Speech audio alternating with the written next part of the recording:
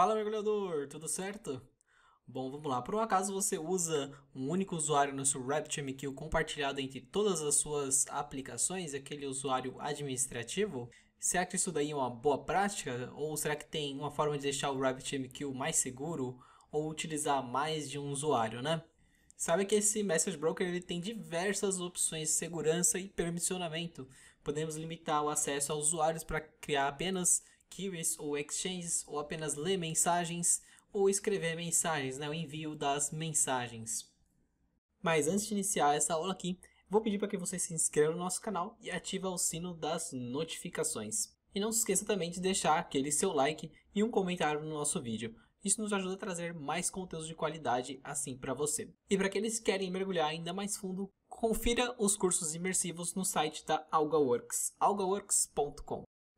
Então vamos lá, imagina o seguinte cenário, né? Eu estou aqui com o meu sisteminha de e-commerce, ele tem um microserviços aqui de vendas, que é o producer de mensagens, né?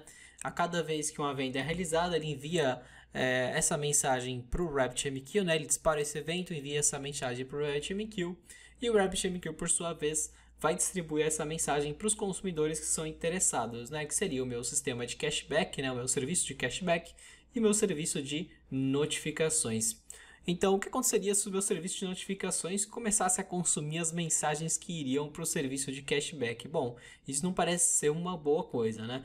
Mas se você utiliza o mesmo usuário no seu RabbitMQ para tudo, né, compartilhado, por exemplo, entre esses três serviços aqui, qualquer um desses serviços pode fazer tudo o que quiser, criar novas queries, novas exchanges, até mesmo remover uma query existente, ler as mensagens de uma query, dentre outras opções. Mas então, observando aqui essa minha arquitetura, qual que seria as permissões necessárias para cada um desses serviços, né?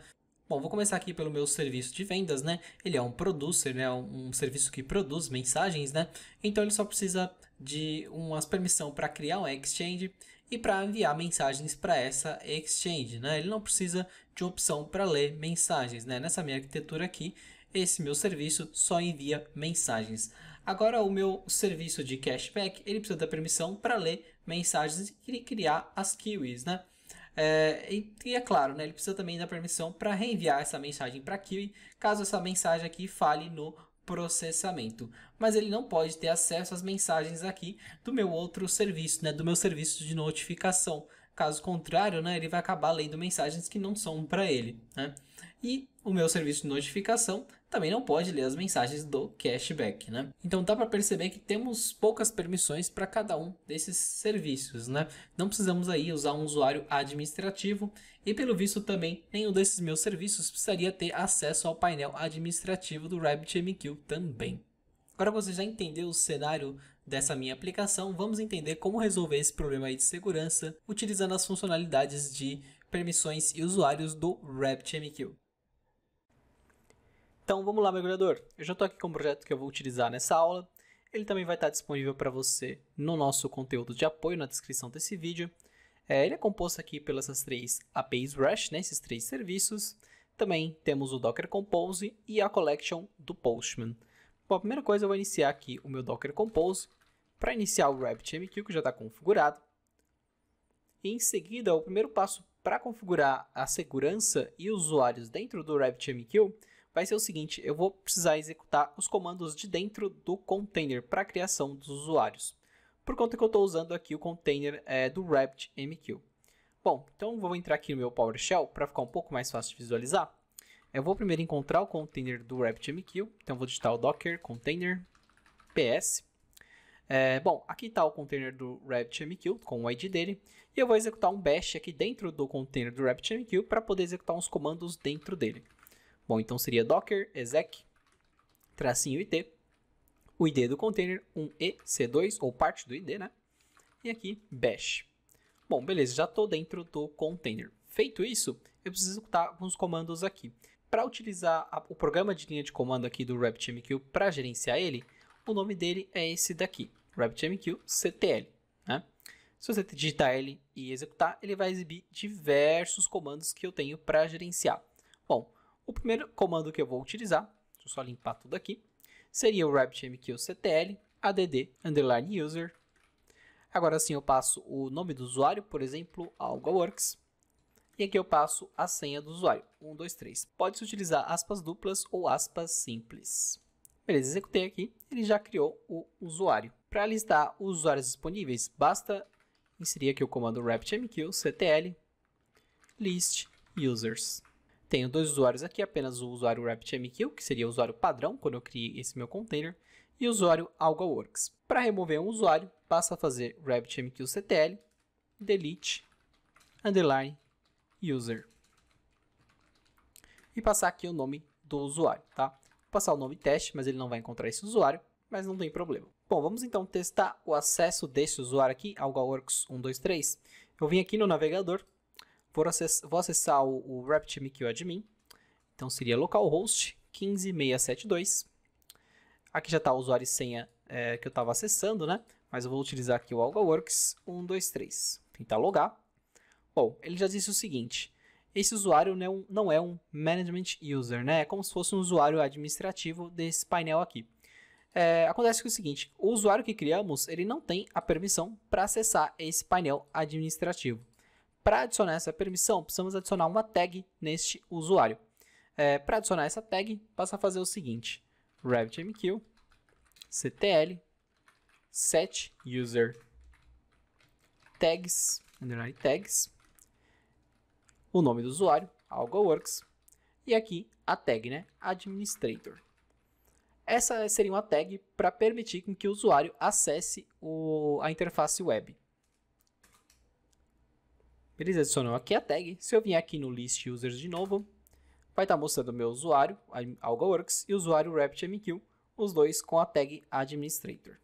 Beleza, deixa eu limpar aqui o console e vou tentar logar de novo aqui no RabbitMQ admin. Beleza, bom, já está logando aqui. Ele já tem acesso, provavelmente, de leitura, às coisas padrões, certo? Eu tenho aqui as keywords, exchanges, mas não se engane, porque mesmo com o acesso com a tag de administrator, ele só ganhou o acesso mesmo básico. Ele não consegue ainda criar nenhum exchange ou nenhuma keyword, por exemplo. Olha, se eu digitar aqui teste, tentar criar um exchange, dá acesso recusado, a mesma coisa aqui ao tentar criar uma fila, né? Ó, acesso recusado. Para permitir que esse usuário possa escrever, criar filas, ler mensagens, publicar mensagens, é necessário atribuir essas permissões em específico, né? Então, vamos ver como é que o RabbitMQ atribui essas permissões. Vou vir aqui no CLI de novo, né, no meu terminal, e eu vou fazer o seguinte, eu vou utilizar o comando RabbitMQ ctl set permissions -p para passar os parâmetros, né? Aqui no começo eu passo um barra, esse barra aqui referencia ao host virtual do RabbitMQ, para se no caso estivéssemos trabalhando com uma espécie de multi-tenancy aqui no RabbitMQ. Como temos um só, basta passar aqui o barra, não precisa alterar nada. Bom, seguido do nome do usuário, AlgaWorks, por exemplo. E agora sim, viemos com as permissões. As permissões no RabbitMQ elas funcionam como se fosse um regex, para o nome do recurso que você pode criar. A primeira permissão aqui referencia a criação de recursos, como filas ou exchanges. A segunda permissão referencia a escrita nos recursos. E a terceira permissão, são 3 itens aqui, 3 parâmetros, né? Referencia a leitura de mensagens nos recursos, né?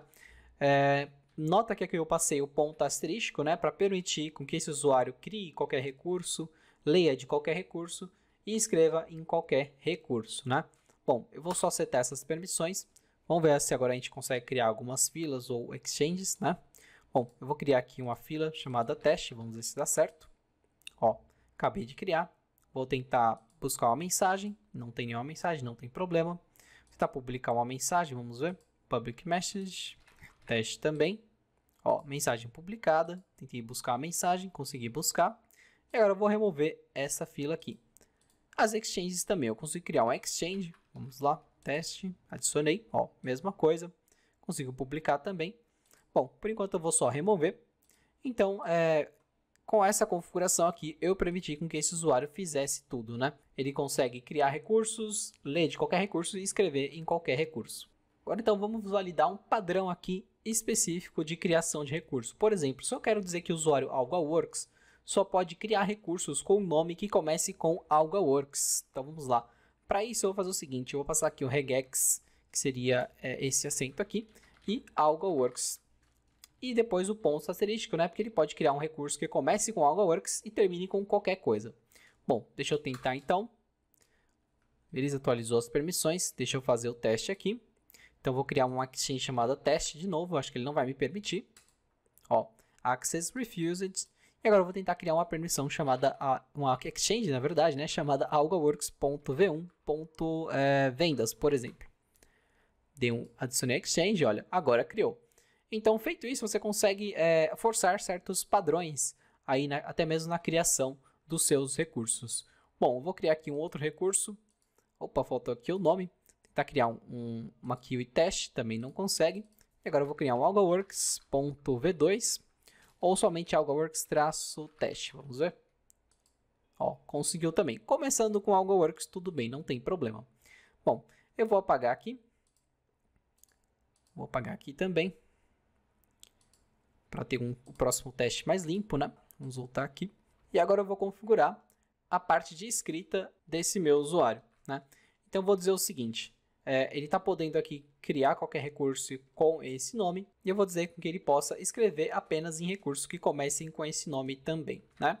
Então, vou criar um outro regex aqui. AlgaWorks. Opa, ele não está quebrando aqui a linha. Deixa eu dar uma diminuída. AlgaWorks, ponto asterístico. Beleza. E aqui eu posso passar o ponto asterístico também. Não tem problema. Por enquanto, a leitura está permitindo em todos, né? Então, vou realizar meu teste. Vamos visualizar. Então, vamos lá. Criar um algaworks.vendas, por exemplo. Adicionar. Criar uma keyword também. algaworks.vendas.qtl, por exemplo. Kiwi. Beleza, adicionei aqui. Vou tentar enviar uma mensagem. Vamos ver. Teste. Opa, ele não deixou. Nota o seguinte, que eu estou tentando enviar uma mensagem para uma keyword diretamente. Ao fazer isso, ele precisa ter acesso aqui à keyword chamada MQP Default, né? A fila padrão do RabbitMQ. Então, como que eu faço para permitir com que esse meu usuário consiga acessar a fila padrão, né? A exchange padrão, e também consiga acessar qualquer outro recurso que comece com AlgaWorks? Eu preciso preparar um outro regex. Para facilitar o teste dos regex, eu posso usar aqui alguns recursos como o regex 101.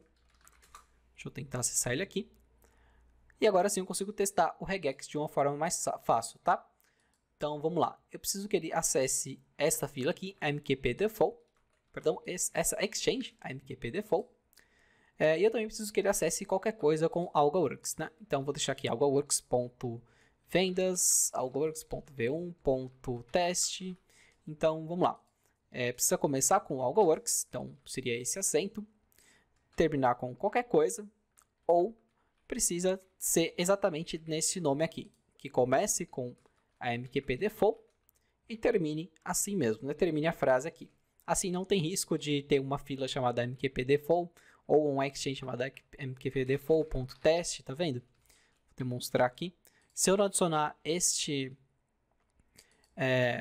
caractere aqui de cifrão, que ele representa o final da frase, ele não funcionaria corretamente, né? Se tivesse algum outro tipo de recurso, ele acabaria pegando. Então, o ideal é que você faça só com a palavra completa, né? Que é dessa forma aqui, né? Que esse é o começo e esse aqui é o fim. Bom, podemos dizer que funcionou aqui o regex em todos os 3 itens. Então, vou mover essa configuração aqui para dentro do meu comando, né? Ver se eu consigo copiar e colar aqui no PowerShell. Vamos ver aqui. Então, eu preciso que ele tenha permissão de escrita em qualquer coisa de AlgaWorks, mas também na Exchange padrão.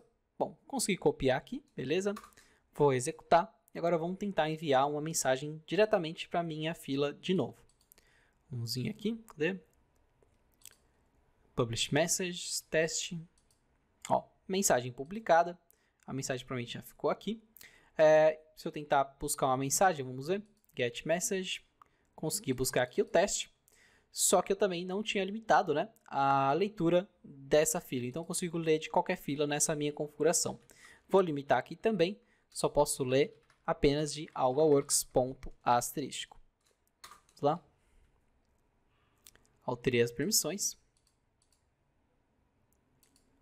Vamos tentar ler novamente. Get message. Beleza, perfeito. Um ponto de atenção que eu posso mostrar para você é o seguinte nas permissões. Nota que eu não criei um binding para minha fila, né? Para criar um binding aqui, eu preciso passar o nome da minha queue, da minha fila. Eu vou só copiar esse nome para não errar. Vou vir aqui na minha Exchange de novo e vou jogar um bind aqui, né? Vou clicar em bind, tá vendo? Ó, funcionou perfeitamente. Então, agora eu consigo publicar as mensagens diretamente pela minha queue, né? Pela minha Exchange para a minha queue. Ó, consegui publicar a mensagem normalmente. Só que é o seguinte, para fazer essa configuração de bind, eu vou remover aqui, vou deixar o onBinding. Para fazer a configuração de bind, é necessário ter a permissão de leitura na fila. Eu vou remover aqui a permissão de leitura em qualquer fila para conseguir realizar esse teste. Vamos voltar aqui agora. Vou tentar realizar o bind de novo. Ó. Bind, ó, acesso recusado, tá vendo?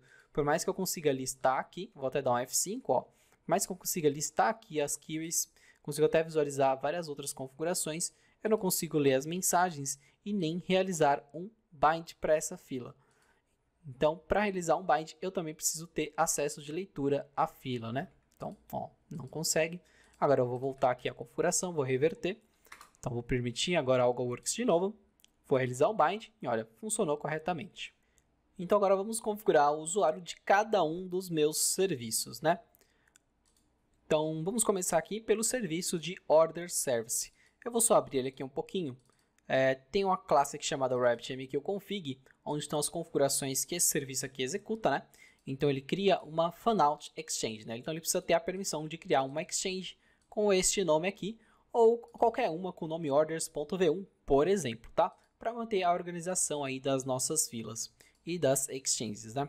Então, vou criar aqui um usuário para esse sistema, vou vir aqui no PowerShell, vou limpar aqui a configuração, eu vou inserir o comando RabbitMQ ctl add user, o nome do usuário, order service, e a senha do usuário, 123. Beleza, criei aqui o usuário. Não posso me esquecer de alterar a senha aqui que a minha aplicação está utilizando. Então, já vou vir aqui nos resources, vou passar aqui no usuário e senha do RabbitMQ, order, tracinho service, e eu vou passar aqui a senha também, 123, beleza. Bom, feito isso, vamos alterar as configurações de segurança, né, das permissões. Esse usuário aqui não vai precisar ter acesso ao admin do RabbitMQ. Então, não vou adicionar ele no grupo de administrators, né, na tag administrator. Eu vou só alterar mesmo as permissões. Então, vamos lá, RabbitMQ, ctl, set permissions, tracinho p, host é sempre barra, não tem problema. Passar aqui o order, service. E agora eu preciso passar as três permissões, né? Que seria configurações, escrita e leitura. Bom, o order service, ele precisa criar aquela queue e também precisa enviar dados para aquela queue. Ele não precisa ler de nenhuma outra queue, né? Então, não precisa adicionar permissões de escrita para ele. Então, vou fazer o seguinte, ele pode criar qualquer queue com o nome de order, ponto v1 e ponto asterístico. Eu estou adicionando aqui essa barra ponto para que ele consiga identificar corretamente a separação entre o ponto e o v1, né? Entre o orders e o v1. Se eu adicionar somente ponto, é o equivalente a qualquer caractere aqui no regex, tá? Então, preciso adicionar dessa forma aqui, com o barra ponto, e aqui sim eu estou dizendo qualquer caractere, né? Que pode terminar com qualquer outra informação.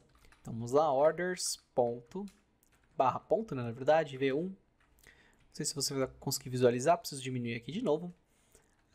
Barra ponto, isso, ponto asterístico. Bom, seria isso. Vamos testar. Adicionei as permissões. Vou visualizar aqui no RabbitMQ as minhas exchanges. Não tem nenhuma exchange criada agora. Eu vou testar a permissão. Vou inicializar aqui o meu order application. Vamos lá. Para ver se ele cria essa minha exchange aqui. Orders v1, order created. Vamos aguardar. Opa, ele não conseguiu encontrar aqui a main class. Eu acho que faltou compilar esse meu projeto. Beleza, aparece meu projeto aqui compilou, precisei aguardar um pouquinho.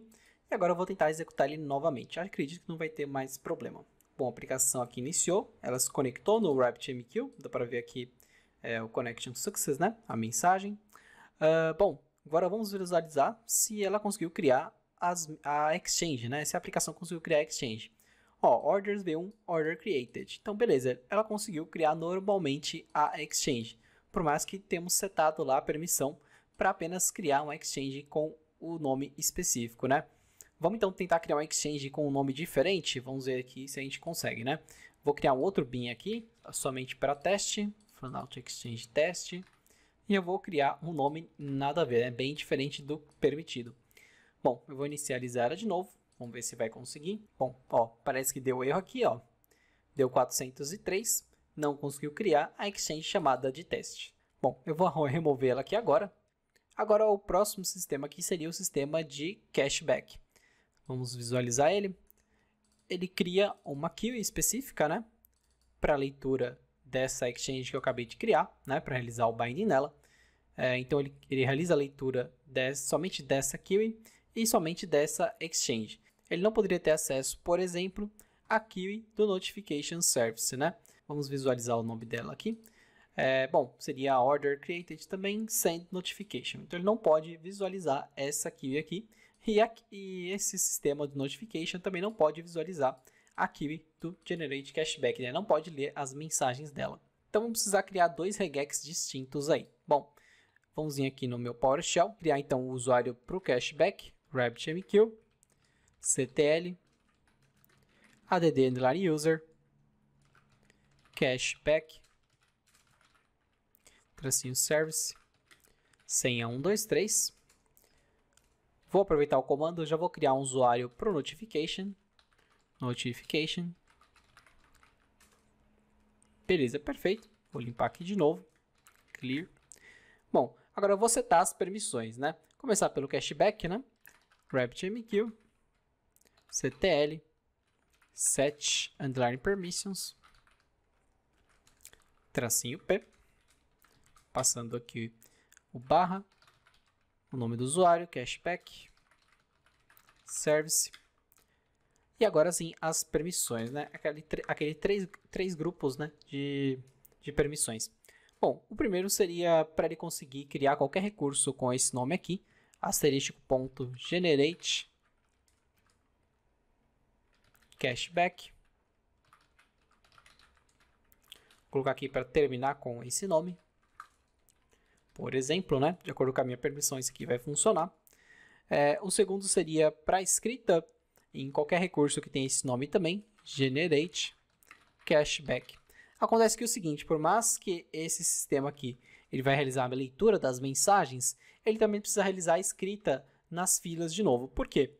Porque caso a mensagem dê falha, ele vai devolver a mensagem para a fila. Então, ele vai precisar de permissão de escrita também. E a terceira e última permissão seria também em qualquer coisa que termine aí com generate cashback. Só que também ele precisa ter acesso apenas à leitura da exchange, senão ele não consegue realizar o bind, né? Não sei se vocês lembram, mas é necessário para a criação do bind na exchange. Então, vamos lá. Eu vou apenas ler aquela exchange, né? Então, orders v1.order-created. Passar aqui o final de frase, então ele só pode ler essa exchange aqui. Se eu não passasse esse finalzinho aqui, esse cifrão, ele conseguiria ler até mesmo aquelas queries do notification. Não é isso que eu quero. Quero apenas que ele leia aquela query que tem esse nome exato aqui. Eu também poderia colocar vários nomes exatos aqui também, não teria problema, não precisa passar o ponto asterístico em tudo, mas eu estou passando só para facilitar, para não ficar também um comando muito extenso, tá? Mas também você pode passar por extenso todas as permissões, né? Cada uma das filas, cada uma das exchanges, se você quiser. Bom, agora eu vou setar aqui a configuração, permissions set for user, beleza? Vamos inicializar então o cashback, vamos ver se não vou ter nenhum problema. Vamos lá, cashback. Guardar enquanto inicializa. Enquanto a minha aplicação inicializava, eu notei que eu esqueci de algo muito importante. precisamos alterar aqui o usuário que está sendo utilizado pelo serviço de cashback, né?